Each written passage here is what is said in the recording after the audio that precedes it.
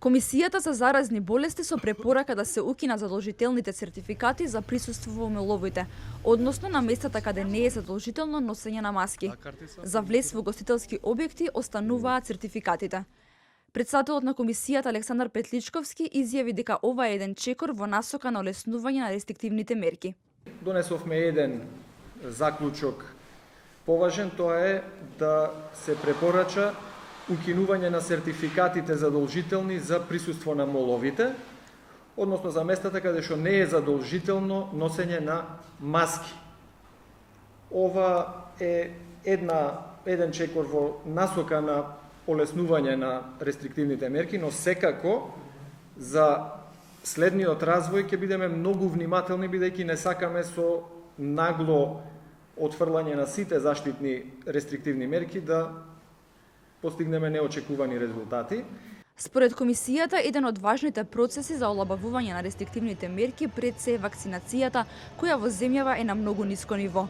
Од денеска започнува нова кампања преку Министерството за здравство со закажување термини за оние граѓани кои немаат нецелосна вакцинација, односно немаат бустер доза, а спаѓаат во ризична група на граѓани.